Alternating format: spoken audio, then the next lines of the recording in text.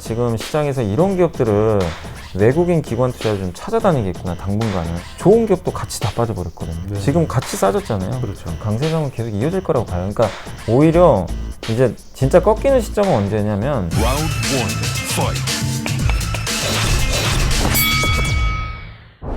안녕하세요. 박종훈의 경제한방입니다.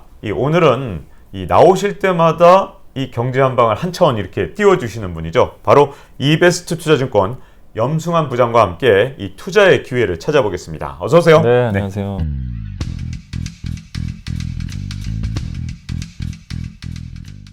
최근에 다른 사람도 아니고 염승환 부장님 입에서 현금화라는 단어가 한번 언급되는 걸 봤거든요.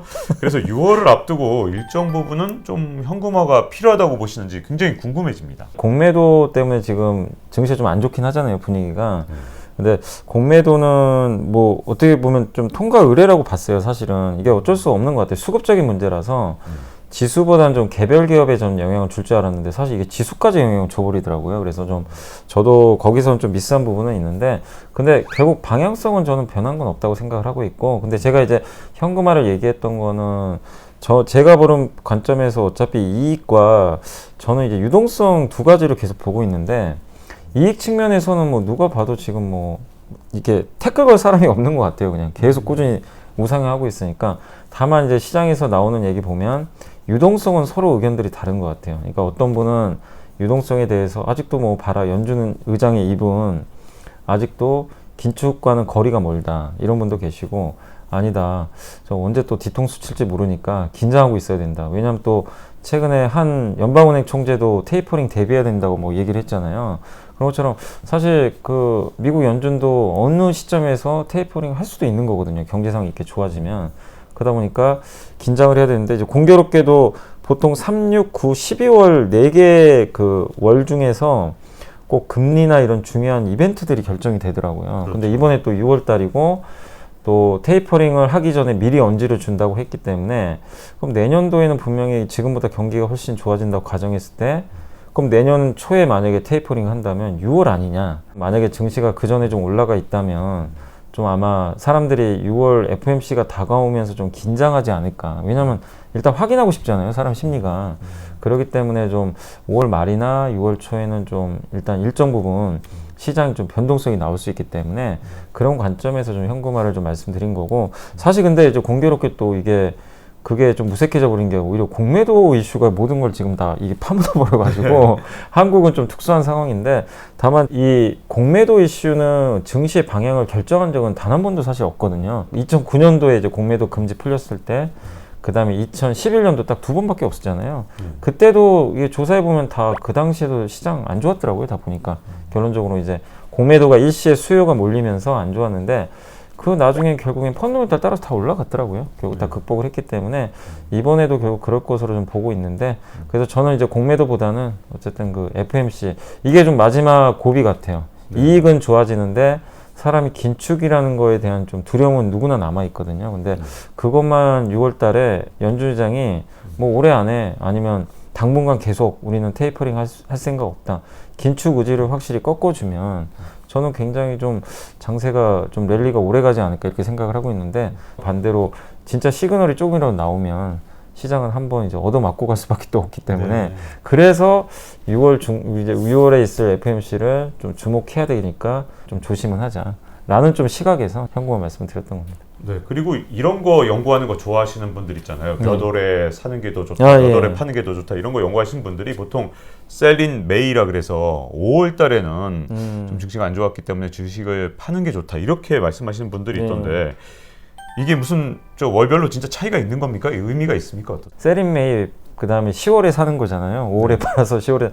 근데 이 전략으로 했을 때 뭐 유의미한 통계가 있다고 하신 분도 계시더라고요. 제가 이렇게 자료를 찾아보니까.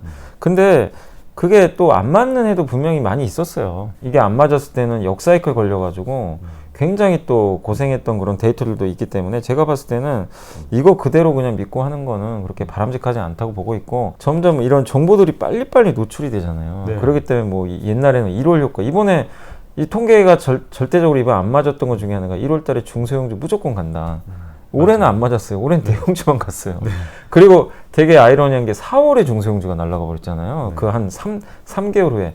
그러니까 그런 걸 본다면 너무 그 격언대로 저는 할 필요 없다. 근데 이게 세린메이는 미국에서 나온 용어인데 좀 안타까운 건 우리 한국에 지금 맡고 있는 것 같아서 한국이 지금 공매도가 다시 금지가 풀리면서 한국은 지금 어떻게 보면 세린메이가 딱 맞아버렸는데 개인적으로 좀 안타깝다는 좀 생각을 하고 있습니다. 말씀하신 대로 지금 뭐 실적은 진짜 믿을만하다. 예. 이제 문제는 유동성이라 그러면 6월에 연준이 이제 테이퍼링을 얘기할 수도 있고 9월에 또 이 테이퍼링을 예고하는 네, 그 두 가지 경우가 다 있잖아요. 지금은 어떻게 해야 되는 시점인지 좀 더 이렇게 주식을 좀 그래도 약간 비중을 좀 줄여놔야 될 시점인지 아니면 떨어질 때마다 혹은 뭐 좀 사놔야 될 시점인지 지금 어떤 시점입니까? 당분간 그냥 그 6월 FMC 전까지는 현실적으로 그냥 우리가 인정할 건 인정해야 될 것 같아요. 그냥 박스권으로 보는 게 맞는 것 같아요.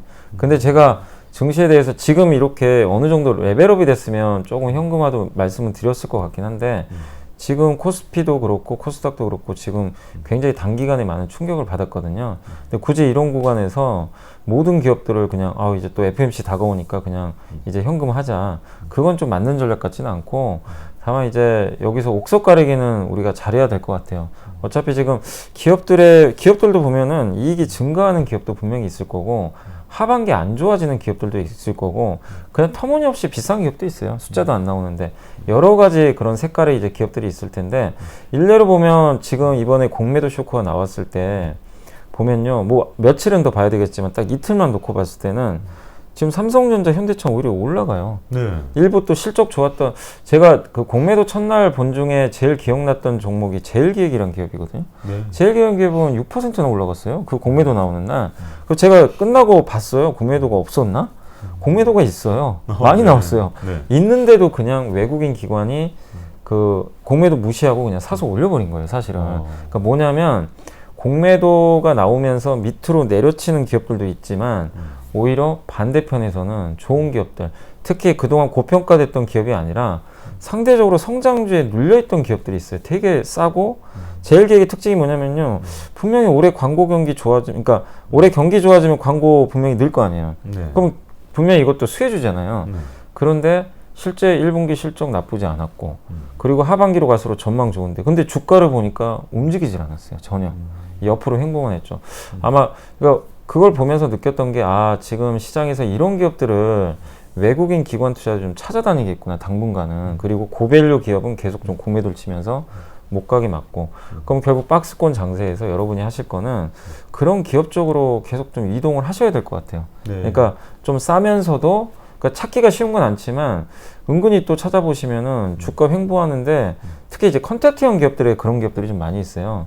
그런 기업들은 사실은 설사 안 가도 부담은 전혀 없거든요. 그리고 네. 공매도가 있어도 또 새로운 매수세들이 들어오면서 방어를 해주니까 그래서 여러분들이 지금 하실 거는 이제는 지수는 뭐 어차피 박스권으로 보시고 그렇다고 여기서 이제 지수가 무너져가지고 내려간다 이렇게 생각하실 필요 없는 게 제가 말씀드렸지만 공매도가 시장의 방향을 결정하는 게 아니라 이익과 유동성이거든요. 이 두 가지가 아직 훼손된 건 절대 아니잖아요. 연준이 긴축한 것도 아니죠.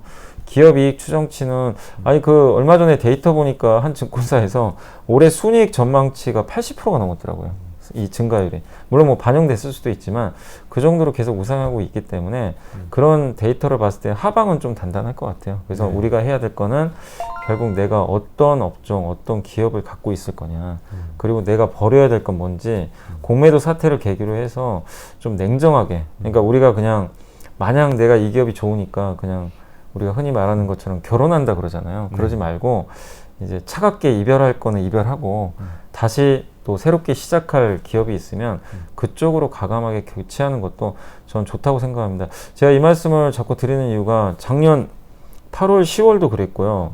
올해 2월, 3월도 그랬거든요. 약세장에서 보면은 보통 주가들이 처음엔 다 같이 빠지는데 아마 경험들 하셨을 거예요. 나중에 지수는 올라왔잖아요, 다. 네.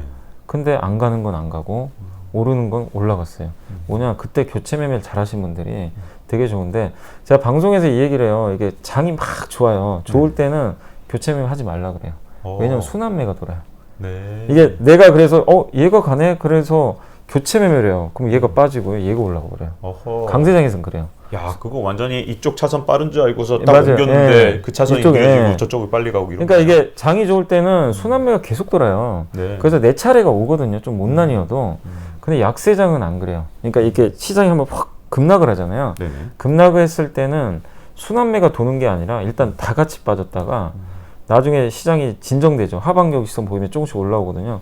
그러면은 가장 펀더멘털 좋고 주가 저평가되고 외국인 기관이 선호하는 것부터 먼저 그냥 쭉쭉 쳐요. 지수보다 훨씬 빨리 갑니다. 네. 근데 약간 이 펀더멘털이 안 좋거나 사람들이 뭐 관심도 없거나 아니면 이익 전망치가 계속 꺾이거나 이런 기업들은요, 지수가 레벨업을 해도요 전혀 움직이지 못해요 사실은. 네. 아마 그런 경험 많이 하셨을 거예요. 아니 시장이 이제 반등하는데 왜 내 건 왜 안 가지? 아마 경험들 많이 하세요. 그게 이제 그런 케이스거든요. 그래서 일단은 한번 지금 충격을 받았으니까 이럴 때 하실 거는 다른 방법이 아니라 일단은 리밸런싱. 그래서 강세장에서 리밸런싱을 하는 게 아니라 당연히 시장이 충격을 받았을 때 저는 리밸런싱을. 왜냐?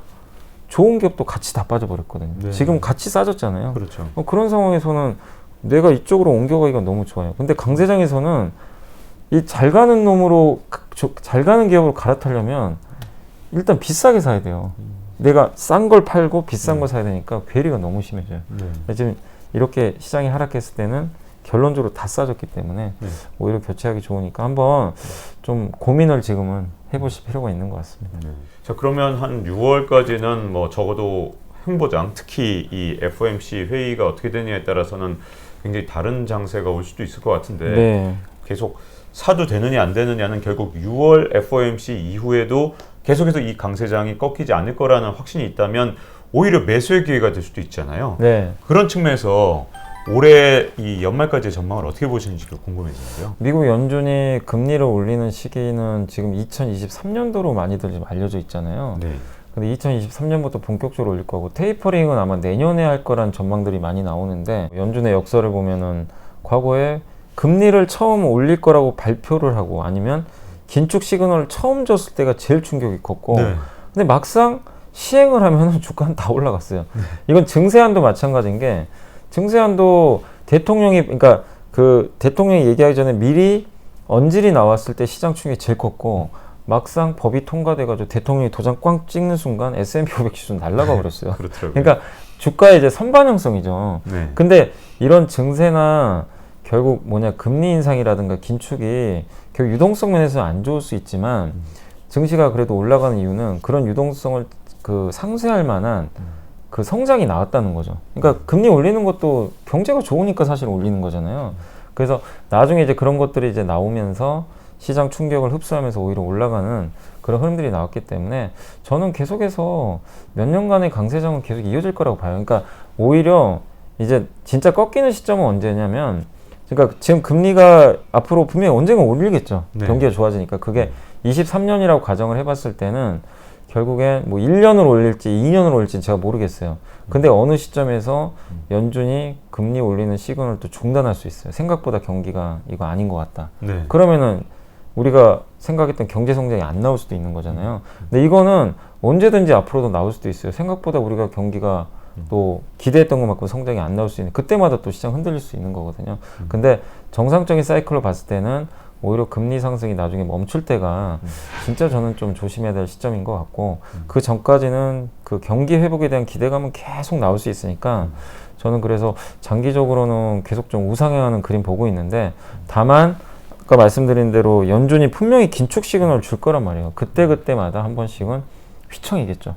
그래서 이 중장기 투자하신 분들은 사실은 그런 사이클 무시해도 상관은 없거든요. 길게 보시는 분들은 오히려 내가 현금 일부 시드머니를 남겨놨다가 이제 FMC에서 만약에 긴축 시그널이 한번 확 나와서 빠졌다. 그럼 사는 거죠. 그때 또 더 사는 거고 지분을 계속 늘려가는 거예요. 주식 비중을 줄이는 게 아니라 다만 나는 그런 것들을 보면서 중간중간 트레이딩 하시는 분이라면 당연히 어느 정도 올랐을 때 현금화를 좀 해놓고 FMC 다가왔을 때 좀 긴장을 해야 되겠죠. 그랬다가 FMC에서 진짜 긴축이 나왔으면 주가 빠질 때 한번 사보시고 근데 만약에 긴축 사이그널이 또 안 나올 수도 있는 거니까 그럼 또 안도렐이 나올 수도 있는 거잖아요. 그럼 그때 가서는 또 다시 한번 전략을 수립해서 또 살 수도 있는 거니까 그래서 저는 이제 투자자분들의 그런 성향에 맞게 한번 투자는 해보시면 좋을 것 같아요. 그리고 어쨌든 저는 연말이다 뭐 아니면 내년이다 내후년까지 봤을 때 전 경기가 계속 좋아지는 그 사이클로 보고 있어서 계속해서 시장 큰 그림에서는 방향성은 저는 전혀 바뀐 건 없다. 일단 이렇게 좀 보고는 있습니다. 네, 많은 개인 투자자들이 바로 공매도에 관심을 갖다 보니까 놀랍게도 최근 열흘 동안에 12,000명이나 이 공매도에 대한 이 교육에 참여했다 그러더라고요. 개인이 이렇게 공매도 참여하는 것에 대해서는 어떻게 보시는지 궁금한데요. 뭐 개인 투자분들도 자유죠. 왜냐하면 이제 기울어진 자꾸 운동장이라고 하니까 분명히 하고 싶으신 분들도 많이 계실 거예요. 그리고 인버스 하신 분도 많이 계시겠지만 한번 뭐 내가 주식에도 한번 하락에 베팅을 해볼까 이런 분들도 많이 계시니까 아마 분명히 이 중에 또 호기심에 하신 분도 계실 것 같아요. 제 생각엔. 그리고 뭐 일반 기관 투자들처럼 나는 좀 리스크 관리 차원에서 하려고 하시는 분도 계실 거고 아니면은 진짜 내가 생각했을 때 이 기업은 너무 비싼 것 같다. 그래서 그 확신을 가지고 한번 뭐 너무 비싸니까 공매도를 한번 해가지고 수익을 내보겠다. 이런 여러 가지 이제 스타일들이 있을 것 같은데 다만 저는 이제 개인 투자분들 중에 분명히 이제 공매도 하시려는 분들 중에 한번 해볼까? 공부도 제대로 안 하시고 하신 분들 계실 것 같은데 특히 경험이 없는 분들은 되도록이면 안 하셨으면 좀 좋을 것 같아요. 왜냐하면 공매도는 손실이 사실 무한대잖아요. 그렇죠. 그러니까 내가 매수를 했을 때는 내 원금만 잃어버리면 상관이 없지만 내가 빌린 거예요. 한마디로 주식을 빌렸다는 얘기는 갚아야 돼요. 갚는다는 얘기는 이 주식이 계속 올라가면 정말 내 손실은 무한대로 그냥 커지게 되기 때문에 되게 위험해질 수밖에 없고 그런 일이 물론 뭐 많이 발생하는 건 아니지만 정말 어떤 내가 바이오 기업이 예를 들면요 고평가됐다고 생각을 하고 진짜 공매도를 때렸어요. 근데 한 달 후에 만약에 신약 개발에 성공을 했어요. 그러면 주가가 얼마나 가겠습니까? 가는 게 문제가 아니라 공매도 그 쇼커버링까지 들어와가지고 주가가 그냥 우리 상상 이상으로 가버릴 수가 있어요. 그러면은 내가 만약에 그 1,000만 원 정도만 딱 주식 매수를 해서 갚으면 되는 게 예를 들면 5천만 원이 될 수도 있는 거죠. 예. 그러면 손실은 진짜 무제한제로 갈 수밖에 없기 때문에 그 리스크를 감당할 수가 없어요. 그러니까 어떻게 잘못하면 파산할 수도 있는 거죠. 그렇기 때문에 그 좀 경험이 없는 분들은 공매도는 저는 되도록이면 안 하시면 좋을 것 같고 두 번째가 자꾸 공매도를 하게 되면 사람의 그 마음이 자꾸만 이제 정말 부정적으로 바뀌어요. 아, 그렇죠. 이거 나쁜 일이 진짜 생각나는 마음이. 이게 모든 이제 그 매사가 다 부정적이에요. 저 회사 망해야 돼. 그러니까 극단적으로 생각하면 내가 A란 기업을 공매도를 쳤다고 쳐볼게요. 제일 좋은 건 뭐죠? 공매도 수익을 부도나는 거죠. 부도나면 그냥 어마어마한 수익 내는 거잖아요. 그렇죠. 그러면 진짜 밤에 자기 전에 아마 그 생각 하실 거예요. 왜냐면 내가 수익을 내야 되니까. 그렇죠. 그러니까 모든 거에 대해서 부정적으로밖에 생각을 안 하게 되고 그리고 이런 분도 계세요. 내가 이제 그 어떤 기업이 뭐 삼성전자도 있고 현대차도 있고 너무 좋아요. 근데 팔기는 싫은데 뭔가 좀 찝찝해요. 뭐 좀 리스크 관리도 하고 싶어요. 근데 팔면서 하고 싶진 않아요. 그래서 이제 인버스나 공매도 치시는 분들이 있잖아요. 그런 분들 같은 경우는 기존에 있는 포지션까지 다 망가져 버려요. 왜냐면은 이게 조금이라도 들어가 있으니까 자꾸 빠지길 바랍니다. 그럼 빠지면 이 삼성전자 현대차도 빠지는 건 생각을 안 하고 그럼 나중에 어떻게 되냐면은 기존에 갖고 있던 삼성전자 현대까지 다 팔아버려요. 팔고 더 하락에 베팅을 해버려요.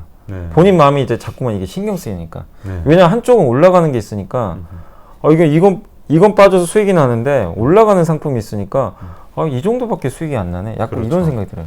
그래서 매매 자체가 투자를 하려고 하셨던 분이 완전 투기로 바뀌어가지고 사이클이 꼬이신 제가 예전에 그 인버스 하셨던 분들 중에 그런 분들 몇 분 봤거든요. 진짜 잘하시다가 괜히 인버스 곧버스 들어가지고 기존 포지션 다 정리하셔가지고 큰 손실 보신 분도 제가 몇 분 봤거든요. 그래서 이게 공매도에도 똑같이 적용이 사실 되는 거잖아요. 그래서 그런 투자 관점에서 봐도 이게 공매도가 좀 리스크가 굉장히 큰 건 사실입니다. 그래서 되도록이면 공매도를 저는 개인 투자분들 좀 훈련이 되기 전까지는 안 하시면 좋겠고 그 마지막으로 세 번째가 일단 개인들한테 또 불리한 것 중에 하나가 있어요. 60일 안에 일단 갚아야 돼요. 그렇죠. 사실 뉴스 통해 보셨겠지만 외국인 기관은 그냥 그런 거 없이도 하는 경우도 있다고 하더라고요. 무기한. 네, 무기한도 있는데 개인은 일단 무조건 60일 안에 갚아야 되는데 여러분도 그 매매 타이밍 잘 잡으시면 좋겠지만 60일 안에 내가 공매도를 쳤는데 주가 올라가 버리면 내가 그냥 어쨌든 무조건 비싼 가격에 갚아버려야 돼요. 예. 그러니까 이거는 마치 그 대출하고 똑같은 거잖아요. 어떻게 그렇죠. 보면. 예. 그래서 그런 것까지 감안했을 때는 공매도로 결코 수익을 내기가 저는 쉽지 않다. 자, 근데 이제 오늘 녹화하고 있는 날짜 네. 기준으로 공매도 시작한 지 이틀째가 되놓다 네. 보니까 공매도의 대상이 돼서 벌써부터 엄청나게 빠진 종목들이 있거든요. 네. 근데 하필이면 내가 갖고 있는 종목이 이 공매도의 집중적인 대상이 됐고, 그런 상황에서는 어떻게 대응을 해야 될까요? 지금 이 상황에서는. 그러니까 보니까 그 제일 많이 빠진 섹터가 일단 바이오고요. 네. 바이오, 그 다음에 신재생 에너지, 그리고 2차 전지, 그 다음 5G 통신 장비. 제가 보면 이 4개 섹터가 코스닥에서 제일 많이 빠졌어요. 그렇죠. 근데 이 기업들의 특징이 뭐냐면 공통점이 하나 있어요. 일단은 다 비싸요. 그거 뭐 다들 아실 거예요. 일단 고밸류라는 건 아실 거고, 특히 지난 몇 년을 보면은 주가들이 많이 올라오고 있는 건 사실입니다. 그 상태에서 물론 돈 잘 버는 기업도 있어요. 중간중간 속해 있는데 대부분이 그러니까 아직 숫자가 안 찍힌 기업들이 있어요. 왜냐하면 미래를 땡겨와서 이렇게 주가에 반영을 하다 보니까 그렇죠. 당장 돈을 버는 기업들이 이렇게 많지가 않아요. 그러니까 이 공매도에 어떻게 보면 좋은 타겟팅이 돼버렸던 거죠. 그들 기업들이. 그러다 보니까 외국인들 매도가 그쪽에 집중돼 가지고 실제로 제가 데이터 보니까 진짜로 그 외국인들이 예를 들면 10만 주 팔았으면 7만 주, 8만 주가 진짜 공매도 물량이더라고요. 오. 그 정도로 엄청나요. 이게 빠진 기업들 보면은. 그러니까 그 기업들 같은 경우는 지금 굉장히 좀 어려울 수밖에 없는 상황인데, 다만 내가 어쨌든 뭐 2차 전지도 갖고 있을 수 있고 바이오도 갖고 있을 수 있고 내가 갖고 있어서 지금 빠진 건 어쩔 수 없잖아요. 네. 일단 이제 앞으로 내가 어떻게 할 거냐, 네. 이게 중요한 건데 결국 앞으로의 전망에 달려 있는 것 같아요. 이 회사가 펀더멘탈상 뭐가 올라갈 만한 이벤트라든가 앞으로 실적이 좋아질 뭔가 건덕지라든가 이런 게 있는지는 한번 고민을 해보세요. 근데 그냥 깜깜이인 종목들이 있을 거예요. 특히 바이오 기업들 중에 단지 그냥 신약 개발 언제 성공할지, 특히 일상인 기업들은 언제 될지 모르잖아요. 그렇죠. 근데 그런 기업들 중에 기대감으로 올랐던 기업, 근데 그게 갑자기 뭔가 호재가 우리가 모르는 게 터져서 올라갈 수도 있지만 현실적으로 봐서는 그게 확률이 높진 않잖아요. 그러니까 그런 기업들이라면 저는 일단 과감하게 비중을 줄이는 게 맞는 것 같고, 또 하반기에 안 좋아지는 섹터들이 또 우리 눈에 보이잖아요. 백신이 들어오면서 안 좋아지는 대표적인 섹터 중에 하나가 뭐 진단키트가 이제, 예. 코로나 치료제도 마찬가지고. 치료제도. 예. 네. 그다음에 이제 재택근무할 때 수혜를 받던 뭐 그런 섹터라든가 네. 이런 것들은 지금은 솔직히 숫자가 찍혀요. 진단키트 그 실적 보셨어요? 어마어마해요. 지금도 예, 너무 좋더라고요. 그래서 얼마 전에 공매도 재개되기 전에 일부 기업들은요, 주가 바닥에서 한 3배씩 올라가 버리더라고요. 네. 너무 이게 실적이 좋으니까. 근데 중요한 건 주가는 미래를 반영하잖아요. 결국 꺾이게 돼 있거든요. 그렇게 본다라면은 그런 기업을 내가 들고 있다가 공매도한테 손실을 크게 봤다. 그건 어쩔 수 없어요. 저는 네. 그런 것도 정리해야 된다고 생각합니다. 근데 예를 들면 뭐 앞으로 2차 전지 좋은 건 누구나 알잖아요. 신재생 에너지도 좋아질 거고 뭐 이런 것들, 그리고 5G 중에서도 돈 버는 기업이 있어요. 그러니까 실제로 숫자가 찍히고 지금 돈도 벌고 있는데 앞으로 이벤트도 많아요. 그런 기업인데 단지 이런 성장형 섹터에 속해 있단만으로 억울하게 폭락한 기업도 있어요. 네. 그런 기업은 팔 필요가 전혀 없어요. 왜냐하면 저는 반드시 복원한다고 봐요. 그런 기업들. 아니, 오늘도 보니까 2차 전지에서 그 공매도 전에 제일 셌던 그 소재 업체 하나가 있어요. 네. 제가 뭐 이름까지 말씀 안 하겠지만 그 기업은 오늘같이 급나가는 장에서 주가 급등해 버리더라고요. 바로 회복을 해버리더라고요. 그러니까 그만큼 펀더멘털이 된다는 얘기예요. 네. 그래서 그런 기업인지 아닌지 그건 좀 여러분이 고민해 보셔야 되겠지만, 무조건 아우 이 BBIG 뭐 성장형 기업 숫자도 안 나와 고평가됐어, 난 그쪽 섹터 갖고 있으니까 뉴스 보면 막 팔으라 그러잖아요. 네. 그럼 무조건 그렇게 다 수학 공식처럼 하지 마시고 일부 선별을 하는 작업은 좀 필요하다. 네. 그리고 그 내가 팔아야 될 기업이 골라졌어요. 네. 그러면 그 기업들은 과감하게 뭐 최소한 절반이라도 줄이세요. 현금하셔가지고. 왜냐하면 지금 다 같이 빠졌잖아요. 그렇죠. 빠진 상황에서 코스피 대형주 중에도 미리 선조정 받고 좋은 기업들 되게 많아요. 그리고 하반기에 경기 좋아지는 거 아직 반영 안 한 기업도 찾아보시면 되게 많거든요. 의외로. 네. 손이 아직 많은 투자들이 아직 관심이 없어서 못 간 섹터들이 있으니까 그런 쪽으로 옮겨가기는 너무나 좋은 자리들이에요. 그래서 한번 여러분들이 지금은 철저하게 좀 옥석을 가릴 필요가 있다. 강세장에서야 우리가 그냥 좀 차례를 기다리는 그런 상황이었다면 급락장에서는 어쨌든 여러분들이 조금 귀찮으시더라도 좀 부지런하게 좀 리밸런싱을 할 필요가 있다. 이 말씀을 좀 드리겠습니다. 이 모든 일이 항상 이 동전의 좀 양면 같은 측면이 있잖아요. 이렇게 공매도가 도입됨으로써 오히려 개인들이 투자할 수 있는 기회가 늘어난다든가 이런 또 공략할 측면 같은 건 생기지 않을까요? 공매도는 사실은요, 이제 엄밀히 말하면 그거거든요. 주가를 떨어뜨린다기보다는 네. 상승을 제한시키는 게 사실은 맞아요. 왜냐하면 우리나라에서 업틱룰이라고 있어요. 네네. 그래가지고 이제 미국 같은 경우는 네이키드라 그래가지고 무차입으로 그냥 때려버려요. 네. 그 불법도 아닙니다, 미국은. 근데 우리나라는 일단 무조건 빌려서 신고를 해야 되고, 네. 그리고 나서 공매도를 할 때도 지금 밑에 현재가가 있는데 현재가보다 이제 위죠. 위에 있는 매도 최고가부터 매도를 걸 수가 있어요. 그러니까 내가 여기 밑에 매수호가에다 내가 1,000주를 10,000원에 거래, 나 지금 빨리 팔아야 되는데, 그래서 10,000원에 매수가가 있으면 거기다 그냥 때려버리면 되는데, 공매도는 절대 그걸 못해요. 반드시 그 위 호가에 걸어놔야 돼요. 네네. 그래서 누가 사줘야 돼요. 네. 누가 사줘야 이 공매도가 체결이 돼요. 그러니까 공매도가, 그러니까 많은 분들이 오해하는 것 중에 하나가 공매도가 뭐 시장가로 막 내려쳐가지고 주가를 폭락시킨다. 그건 아니에요. 네. 근데 뭐냐면 공매도가 그 업틱률 때문에 위에다 걸어야 되거든요.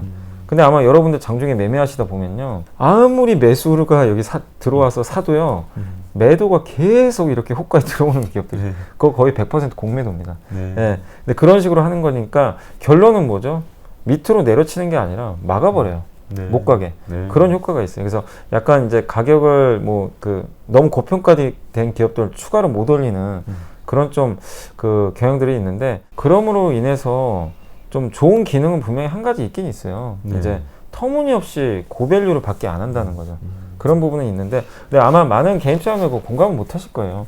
예. 아니, 어쨌든 공매도 때문에 지금 피해를 보신 분들이 워낙 많으시니까. 그렇죠. 그건 뭐, 저도 당연히 이해를 하고, 다만 이제, 진짜 멀쩡한 기업이거든요. 돈도 잘 벌어요.